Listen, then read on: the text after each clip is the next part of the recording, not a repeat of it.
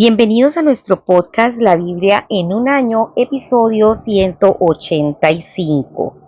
Este espacio de luz que ilumina mi camino está propicio para usted y para mí, para que nos ejercitemos en la disciplina de la lectura de la palabra y también en la disciplina de la oración. Este año que estamos con un tema bien importante que es ejercitándonos para la eternidad. Ya en este mes de julio estamos ejercitándonos en la disciplina de la santidad y la piedad. Caminando en santidad es el tema que tenemos por delante en este mes. Qué bueno que podamos buscar la santidad, pero recuerden que para llegar a la santidad y a la piedad necesitamos la palabra de Dios. La palabra misma de Dios dice: santifícalos en tu verdad, tu palabra es verdad. Ella es la que nos santifica. Por eso, qué bueno que usted ha dispuesto este tiempo y vamos al tema de hoy, que es la oposición se convirtió en una oportunidad. Voy a leerles la historia de Stephen Lungu, que es el hijo mayor de una madre adolescente proveniente de un municipio en Zimbabue, quien estuvo atada a un matrimonio difícil con un hombre que era más de 20 años mayor que ella. Su madre lidiaba con dificultades y luchas bebiendo intensamente. Cuando Stephen tenía 3 años, su madre lo llevó un día junto con sus hermanos pequeños a la ciudad. Le dijo que tenía que ir al baño y lo dejó con su hermana en la concurrida plaza del pueblo, mientras su hermano John jugaba en el suelo. 2 horas después no había regresado. Había huido dejando a sus 3 hijos al cuidado de una tía que lo aceptó a regañadientes. A la edad de 11 años, Stephen también huyó y prefirió vivir en las calles. Stephen desarrolló una fuerte amargura contra Dios cuando creció. Siendo un adolescente, fue reclutado por una banda urbana llamada Las Sombras Negras, quienes cometían robos, violencias y destruían las calles de Zimbabue. Un día, un evangelizador llegó a la ciudad para hablar a miles de personas acerca de Jesús bajo una gran carpa. Stephen acudió con la intención de bombardear el evento, para lo cual llevaba una bolsa llena de explosivos. Quería hacerlo porque deseaba atacar a Dios. Mientras aguardaba el momento de su ataque, Sanders Maloka, un predicador sudafricano, subió al escenario y anunció que el Espíritu Santo le había advertido que muchos en la audiencia podrían morir sin Cristo. Con asombro, las sombras negras pensaron que alguien le había descubierto su plan y Stephen Lungu fue cautivado por el predicador. En cada uno de los pasajes de hoy vemos varios tipos de ataques y vemos cómo Dios convierte la oposición en una oportunidad. Vamos a leer Salmos capítulo 80 del 1 al 7. Abra su Biblia y yo les estaré leyendo en Nueva Traducción Viviente, NTV. Abra su Biblia allí en Salmos capítulo 80, versículos del 1 al 7. Dice así: para el director del coro, Salmo de Asaf, cántese con la melodía de los lirios del pacto. Te pido que escuches, oh pastor de Israel, tú que guías como un rebaño a los descendientes de José. Oh Dios, entronizado por encima de los querubines, despliega tu radiante gloria. Ante Efraín y Benjamín y Manasés, muéstranos tu gran poder. Ven a rescatarnos, oh Dios, haznos volver a ti.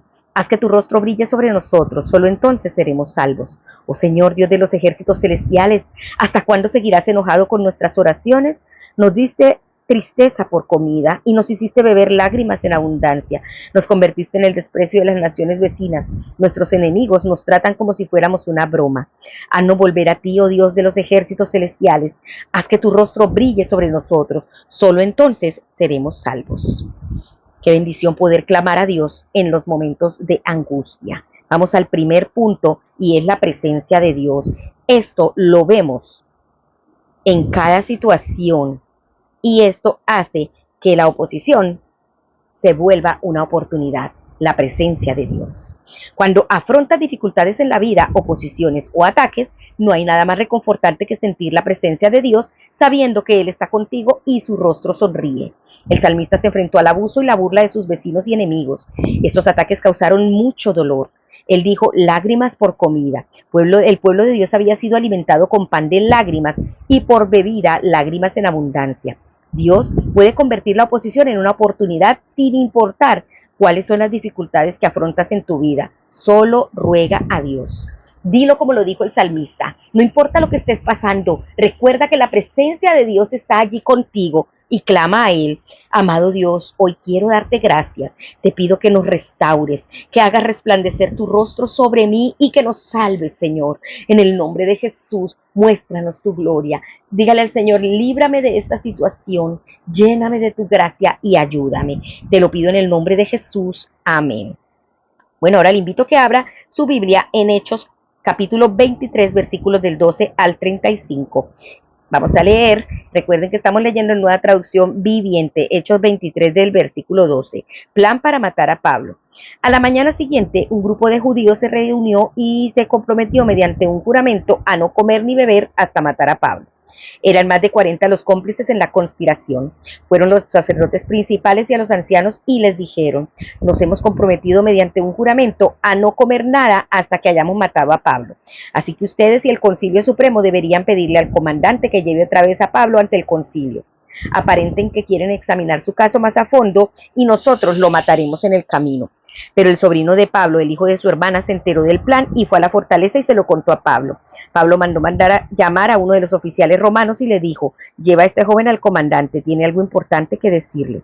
Entonces el oficial lo hizo y explicó: el prisionero Pablo me llamó y me pidió que le trajera a este joven porque tiene algo que decirle. El comandante lo tomó de la mano, lo llevó a un lado y le preguntó: ¿qué es lo que quieres decirme? Y el sobrino de Pablo le dijo: unos judíos van a pedirle a usted que lleve mañana a Pablo ante el Concilio Supremo, fingiendo que quieren obtener más información, pero no lo haga. Hay más de 40 hombres escondidos por todo el camino, listos para tenderle una emboscada. Ellos han jurado no comer ni beber nada hasta que lo hayan matado. Ya están listos, solo esperan su consentimiento. Que nadie sepa lo que me has contado, le advirtió el comandante al joven. Pablo es enviado a Cesarea. Entonces el comandante llamó a dos de sus oficiales y les dio la siguiente orden: preparen a 200 soldados para que vayan a Cesarea esta noche a las 9. Lleven también 200 lanceros y 70 hombres de a caballo. Denles caballos a Pablo para el viaje y llévenlo a salvo al gobernador Félix. Después escribió la siguiente carta al gobernador: de Claudio Lisias, a su excelencia el gobernador Félix. Saludos. Unos judíos detuvieron a este hombre y estaban a punto de matarlo cuando llegué con mis tropas. Luego me enteré de que él era ciudadano romano, entonces lo trasladé a un lugar seguro. Después lo llevé al Concilio Supremo judío para tratar de averiguar la razón por las acusaciones en su contra. Pronto descubrí que el cargo que tenía que ver con su ley religiosa, nada que merezca prisión o muerte en absoluto. Pero cuando se me informó de un complot para matarlo, se lo envió a usted de inmediato. Les he dicho a sus acusadores que presenten los cargos ante usted. Así que esa noche, tal como se les había ordenado, los soldados llevaron a Pablo tan lejos como Antípatris. A la mañana siguiente, ellos regresaron a la fortaleza mientras que las tropas a caballo trasladaron a Pablo hasta Cesarea. Cuando llegaron a Cesarea, lo presentaron ante el gobernador Félix y le entregaron la carta del gobernador. La leyó y después le preguntó a Pablo de qué provincia era. De Cilicia, contestó Pablo. Yo mismo iré a tu caso cuando lleguen los que te acusan, le dijo el gobernador. Luego el gobernador ordenó que lo pusieran en la prisión del cuartel general de Herodes. Vamos al segundo punto, y es otra cosa que vemos en medio de la oposición, y es la protección de Dios. Y esta es otra cosa que nos da una oportunidad poderosa. Gustav Leiber escribió una vez: se puede calcular lo que vale un hombre por el número de sus enemigos y la importancia de una obra de arte por los ataques que recibe. La razón por la cual la gente en la Biblia y en la iglesia de hoy son tan asediados es porque el trabajo que hacen es inmensamente importante. Estar bajo ataque no es un acontecimiento raro en la Biblia, como tampoco lo es en la vida de un cristiano. A veces pasa por periodos de relativa calma, pero los ataques venideros son prácticamente inevitables. Dios tiene el control de cualquier situación de ataque a la que te enfrentes. Como vimos al final del pasaje de ayer, el Señor se le apareció a Pablo exhortándole: ánimo, así como has dado testimonio de mí en Jerusalén, es necesario que des también en Roma. Y Pablo permaneció en custodia, a pesar de que bajo la ley romana no había ningún cargo por el cual merecía estar en prisión. Sus enemigos estaban decididos a matarlos y tenían un plan para su asesinato, basado, como ocurre con frecuencia, en mentiras, violencias y engaños. En realidad, todos los personajes que atacaron a Pablo eran tramposos. El propio comandante Claudio Lisias decía verdades a medias. En su carta al gobernador Félix no menciona que él mismo había encarcelado ilegalmente a Pablo, ni que estuvo a punto de torturar a un ciudadano romano, el cual no había sido condenado por ningún delito. Pero es la poderosa minúscula palabra que ahora entra en la historia. Pero Dios en su providencia protegió a Pablo, pero cuando el hijo de la hermana de Pablo se enteró de esta emboscada, entró en el cuartel y avisó a Pablo. Cuando su sobrino le cuenta de las acechanzas, Pablo hace que él le informe al comandante que organiza la protección para su viaje y de esta forma Dios protege a Pablo. Dios parece haber usado la combinación del sobrino de Pablo, el ingenio de Pablo y el comandante romano. La providencia y protección de Dios a veces vienen a través de aquellos que no son necesariamente cristianos. Pablo es llevado de forma segura al juicio con una carta de explicación del comandante. Sin embargo, Dios no intervino para rescatar a Pablo completamente y permaneció detenido. Dios lo protegió y lo usó en la situación en la que se encontraba. El propósito de Dios era que Pablo fuera a dar testimonio en Jerusalén y en Roma, y eso fue exactamente lo que sucedió. La oposición se convirtió en una oportunidad. En muchas ocasiones, nosotros esperamos de pronto algo diferente. En este momento se podría haber esperado que Dios libertara a Pablo, así como lo hizo en otras ocasiones, o como también lo hizo con Pedro. Pero en esta ocasión, el Señor no lo libertó. El Señor lo protegió y fue llevado hasta el lugar donde Él quería que cumpliera su propósito, otro plan. Entonces nosotros muchas veces queremos que el Señor nos libre de alguna situación, de alguna enfermedad. Le decimos, Señor, ¿por qué me pasó esto? ¿Por qué me accidenté? Como le pregunté yo a mi Señor. ¿Por qué esta enfermedad? ¿Por qué estas cosas? Porque de otra forma no hubiéramos estado en ese lugar, en ese momento, a donde el Señor nos permitió ir. Y allí, a donde el Señor nos ha permitido ir, Él nos ha protegido, nos ha guardado, nos ha amado, nos ha mostrado su favor, ha hecho milagros, pero nos permitió estar allí, en ese momento, en ese lugar, en la situación en que estábamos, para que pudiéramos compartir el mensaje de la paz, para que pudiéramos compartir el mensaje de las buenas nuevas de salvación y ser de bendición para las personas que estaban en ese momento, en ese lugar. Vamos a orar, dándole gracias al Señor por cualquier situación que estés pasando. No te enojes, no te rebeles, no te quejes, solo dale gloria a Dios y pídele que te muestre cuál es el propósito que Él quiere que tú cumplas. Amado Señor, yo quiero darte gracias porque puedes disponer de la gente para tus propósitos en cualquier situación. Señor, te ruego que hoy me uses a mí, así como usaste a Pablo, para avanzar en tu reino. Oro para que venga tu reino y se haga tu voluntad. Te lo pido en el nombre de Jesús. Amén. Ahora les invito a que abra su Biblia en el segundo libro de Reyes, capítulo 8. Vamos a leer desde el verso 16 y también leeremos el capítulo 9 del 1 al 37. Ubíquese primero en segundo de Reyes 8, verso 16. Recuerden que estamos leyendo en Nueva Traducción Viviente. Joram gobierna sobre Judá.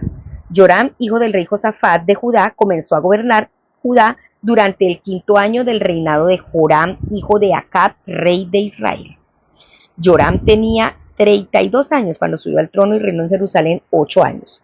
Sin embargo, siguió el ejemplo de los reyes de Israel y fue tan perverso como el rey Acab, porque se había casado con una de las hijas de Acab, o sea, era hija de Jezabel. Así que Joram hizo lo malo a los ojos del Señor. El Señor no quiso destruir a Judá porque le había prometido a su siervo David que sus descendientes seguirían gobernando, brillando como una lámpara por siempre. Durante el reinado de Joram, los edomitas se rebelaron contra Judá y coronaron a su propio rey. Entonces Joram marchó con todos sus carros de guerra a atacar la ciudad de Zair. Los edomitas rodearon a Joram y a los comandantes de sus carros de guerra, pero él los atacó de noche al abrigo de la oscuridad. Sin embargo, el ejército de Joram lo abandonó y los soldados huyeron a sus casas. Así que Edom ha sido independiente de Judá hasta el día de hoy. La ciudad de Libna también se rebeló por ese mismo tiempo. Los demás acontecimientos del reinado de Joram y todo lo que hizo están registrados en el libro de la historia de los reyes de Judá. Cuando Joram murió, lo enterraron con sus antepasados en la ciudad de David. Luego, su hijo Ocosías lo sucedió en el trono. Ocosías gobierna sobre Judá. Ocosías, hijo de Joram, comenzó a gobernar Judá durante el año 12 del reinado de Joram, hijo de Acab, rey de Israel. Ocosías tenía 22 años cuando subió al trono y reinó en Jerusalén un año. Su madre se llamaba Atalía y era nieta del rey Omri de Israel. Ocosías siguió el mal ejemplo de la familia del rey Acab. Hizo lo malo a los ojos del Señor, igual que la familia de Acab, pues eran parientes políticos.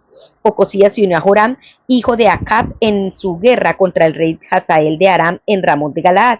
Cuando los arameos hirieron al rey Joram en la batalla, él regresó a Jezreel para recuperarse de las heridas que había recibido en Ramón.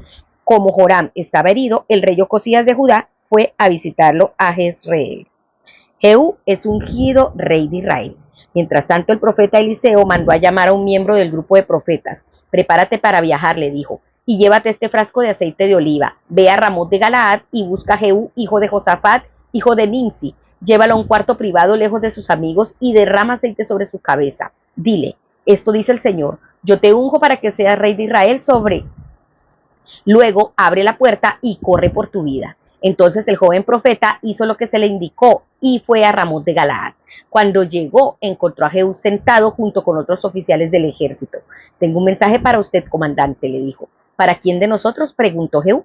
Para usted, comandante, le contestó. Entonces Jehú dejó a los otros y entró en la casa. Acto seguido, el joven profeta derramó aceite sobre su cabeza, sobre la cabeza de Jehú, y dijo: esto es lo que el Señor Dios de Israel dice: yo te unjo rey del pueblo del Señor Israel.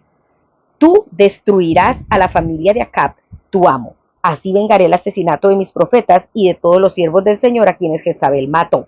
Es preciso que toda la familia de Acab sea aniquilada. Destruiré a cada uno de sus descendientes varones, tanto esclavos como libres, en todo Israel. Destruiré a la familia de Acab, así como destruí a las familias de Jeroboam, hijo de Nabat, y de Baasa, hijo de Ahías.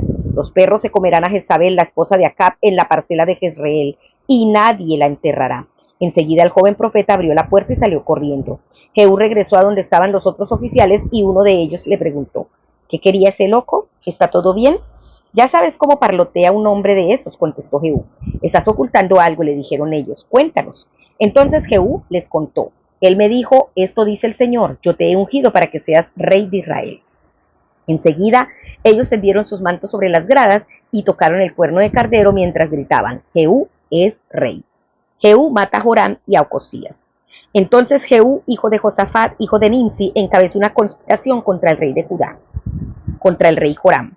Joram había estado en el ejército de Ramot de Galaad. Este Joram es el rey de Israel, defendiendo a Israel contra las fuerzas del rey Hazael de Aram. Pero el rey Joram fue herido durante la batalla y regresó a Jezreel para recuperarse. Así que Jehú dijo a sus comandantes: si ustedes quieren que yo sea rey, no dejen que nadie salga de la ciudad y vaya a Jezreel para informar lo que hemos hecho. Entonces Jehú subió a un carro de guerra y fue a Jezreel a buscar al rey Joram, quien estaba allí acostado y herido. El rey Ocosías de Judá también se encontraba allí porque había ido a visitarlo. Cuando el centinela de la torre de Jezreel divisó a Jehú y a sus acompañantes acercándose, gritó a Joram: una compañía de soldados se aproxima. Manda un jinete a preguntarle si vienen en son de paz, ordenó el rey Joram. Así que salió un jinete al encuentro de Jehú y le dijo: el rey quiere saber si vienes en son de paz. ¿Y tú qué sabes de paz?, preguntó Jehú. Únete a nosotros. Entonces el centinela gritó al rey: el mensajero llegó hasta ellos, pero no regresa. De modo que el rey envió a un segundo jinete, el cual cabalgó hasta donde ellos estaban y les dijo: el rey quiere saber si vienen en son de paz. Y otra vez Jehú respondió: ¿y tú qué sabes de paz?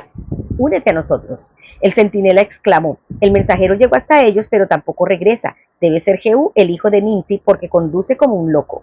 Rápido, preparen mi carro, ordenó el rey Joram. Entonces el rey Joram de Israel y el rey Ocosías de Judá salieron de los carros de guerra a encontrarse con Jehú. Dieron con él en la parcela que había pertenecido a Nabot de Jezreel. El rey Joram preguntó: ¿vienes en son de paz, Jehú? ¿Cómo puede haber paz cuando la idolatría y la brujería de tu madre Jezabel están por todas partes?, contestó Jehú. Entonces el rey Joram, dando vuelta a sus caballos para huir, le gritó a Ocosías: ¡traición, Ocosías! Jehú tensó su arco y le disparó a Joram entre los hombros. La flecha le atravesó el corazón y Joram cayó muerto dentro de su carro. Luego Jehú le dijo a su oficial Bidkar: arrójenlo en la parcela que le perteneció a Nabot de Jezreel. ¿Recuerdas cuando tú y yo íbamos a caballo detrás de su padre Acab? El Señor declaró este mensaje en su contra cuando dijo: juro solemnemente, dice el Señor, que en esta misma parcela le daré su merecido por el asesinato que vi ayer de Nabot y de sus hijos. Así que tírenlo en la propiedad de Nabot, tal como dijo el Señor. Al ver lo que pasaba, el rey Ocosías de Judá huyó por el camino que lleva a Betagán. Entonces Jehú lo siguió gritando: dispárenle a él también. Así que hirieron a Ocosías en su carro de guerra en la cuesta de Gur, cerca de Ibleam. Pudo llegar hasta Megiddo, pero allí murió. Sus sirvientes lo llevaron en el carro de guerra hasta Jerusalén, donde lo enterraron junto con sus antepasados en la ciudad de David. Ocosías había comenzado a reinar en Judá durante el año 11 del reinado de Joram, hijo de Acab. Muerte de Jezabel. Cuando Jezabel, la reina madre, supo que Jehú había llegado a Jezreel, se pintó los párpados, se arregló el cabello y se sentó frente a una ventana. Cuando Jehú entró por la puerta del palacio, ella gritó: ¿has venido en son de paz, asesino? Tú eres igual a Zimri, quien mató a su amo. Jehú levantó la vista, la vio en la ventana y gritó: ¿quién está de mi lado? Entonces 2 o 3 eunucos se asomaron a verlo. Tírenla abajo, gritó Jehú. Así que la arrojaron por la ventana, y su sangre salpicó la pared y los caballos, y Jehú pisoteó el cuerpo de Jezabel con las patas de los caballos. Luego Jehú entró al palacio, comió y bebió. Después de un rato dijo, que alguien se encargue de enterrar a esa maldita mujer, porque era una hija de un rey. Pero cuando fueron a enterrarla, solo encontraron el cráneo, los pies y las manos. Cuando regresaron y le contaron a Jehú, él declaró, eso cumple el mensaje que el Señor dio por medio de su siervo Elías de Tisbé, quien dijo, los perros se comerán el cuerpo de Jezabel en la parcela de Jezreel. Sus restos quedarán desparramados como estiércol en la parcela de Jezreel para que nadie pueda reconocerla. Amén. En este texto de Reyes vemos cumplimiento de promesas, porque el Señor siempre cumple su palabra. Este tercer punto se titula La paz de Dios. Recuerde que en medio de las situaciones adversas vas a encontrar la paz de Dios y allí vas a tener una oportunidad. Hay un anhelo de paz en el fondo del corazón humano. Vemos este anhelo durante un periodo aterrador de la historia del pueblo de Dios. Joram fue otro de los reyes de Judá quien hizo lo malo ante los ojos del Señor, seguido por Ocosías, quien también hizo lo malo ante los ojos del Señor. Por un momento hay un rayo de esperanza. Eliseo hace que Jehú, hijo de Josafat, sea ungido rey. Un joven profeta derrama aceite sobre la cabeza de Jehú y declara, así dice el Señor, Dios de Israel, ahora te unjo como rey sobre mi pueblo Israel. Curiosamente, los compañeros de Jehú consideraron que el profeta era un loco, y más adelante se ve a Jehú conduciendo su carro como un loco. Cuando Jehú comienza a llevar a cabo su instrucción, Joram envía mensajeros para que le pregunten 3 veces, ¿vienes en son de paz? Jehú responde, ¿cómo puede haber paz mientras haya tantas idolatrías y hechicerías de tu madre Jezabel? Luego la propia Jezabel hizo la misma pregunta, ¿has venido en son de paz? Y la respuesta fue no. Jezabel tuvo una muerte terrible como cumplimiento de la profecía que Elías había dado, y eso lo leímos en Primero de Reyes. Debemos tener algo claro. Mientras haya idolatría en una vida, no puede haber paz en esa vida. Mientras haya idolatría en un hogar, no puede haber paz en ese hogar. Mientras haya idolatría en un país, en una nación, no habrá paz. Habrá violencia, muerte y caos, porque la idolatría abre la puerta a estos espíritus y viene la destrucción. Por eso debemos derribar todo ídolo, y aquí lo vemos. Aquellos fueron días de muerte y maldad y división. La declaración de Jehú de que no podía haber paz mientras la maldad de Jezabel continuara en Israel nos recuerda que la verdadera paz solo puede encontrarse en Dios. El alboroto de estos pasajes nos recuerda la necesidad de traer salvación y paz. Nos recuerda la necesidad de Jesús. Tú y yo tenemos una necesidad gigantesca de Jesús. Tenemos una necesidad de salvación. Jesús dijo, la paz les dejo, mi paz os doy. La iglesia primitiva anunció las buenas nuevas de paz por medio de Jesucristo. San Pablo escribió, tenemos paz para con Dios por medio de nuestro Señor Jesucristo. Permitir que el Espíritu les controle la mente lleva a la vida y a la paz. De hecho, muchas de sus cartas comienzan con estas palabras, gracia a ustedes y paz. Volviendo a la historia de Stephen Lungu, las palabras del predicador lo convencieron de sus pecados y lo llevaron a un encuentro con Jesús, en el que experimentó la presencia de Dios y oyó hablar de la gracia y la paz de Dios. Stephen Lungu se acercó tambaleándose al escenario, agarró los pies del orador y comenzó a sollozar, convirtiéndose así aquella noche en seguidor de Jesucristo. A la mañana siguiente presentó a la comisaría local. Él fue y se presentó y confesó sus crímenes. El sargento de la recepción miró la larga lista de cargos, escuchó su historia y lo absolvió. ¡Wow! Esto es un milagro. Stephen estaba tan feliz que cuando viajaba de regreso al autobús se sintió muy tocado para darles el mensaje de las buenas nuevas de salvación al resto de pasajeros de aquella mañana. Entonces, desde ese momento ha estado hablando de Jesús a la gente. Stephen es ahora un predicador de tiempo completo en África y orador en muchos eventos. Hace unos años, en uno de estos eventos, una anciana se acercó con el deseo de seguir a Jesús.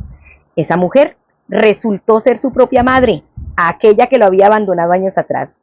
La presencia, la protección y la paz de Dios son una combinación poderosa, como lo ratifica Esteban, porque me veo como un milagro de la gracia de Dios, así que creo que el poder de Jesucristo para salvar a los pecadores todavía existe. Si pudo cambiarme, puede cambiar a cualquier persona.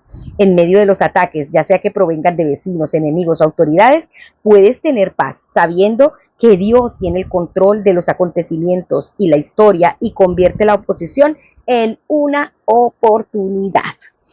Amados, necesitamos la paz de Dios y esa paz llevarla a mucha gente. Mucha gente necesita de una manera incesante, de una manera tremenda, la salvación del Señor. Mucha gente está perdiéndose y tiene una necesidad fuerte en su corazón de Dios. El mundo necesita a Jesús. Tus familiares necesitan a Jesús. Tus vecinos necesitan a Jesús. Necesitan ese mensaje de la paz de Dios.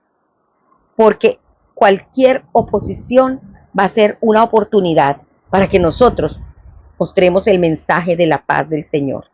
Vamos a orar.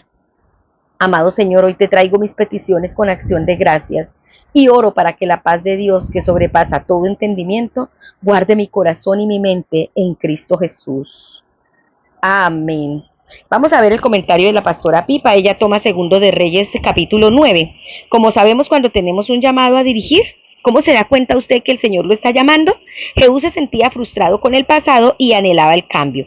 Tenía los dones y la posición y había recibido una palabra de Dios. Sus amigos y colegas pensaron que eran una buena idea, así que cuando dio un paso al frente para liderar, lo siguieron. Así nos damos cuenta que tenemos un llamado, cuando el Señor nos respalda, cuando nos ha dado una palabra y cuando nos llena de sus dones, porque Él no nos manda desprovistos. Bueno, amados, hemos terminado este devocional y espero que si usted está viviendo alguna oposición, entienda que viene una oportunidad. Recuerden que este devocional fue escrito por el pastor Nicky Gumbel de la iglesia HTB en Londres y la voz de este podcast es de Marisol Rojas. Que el Señor les bendiga.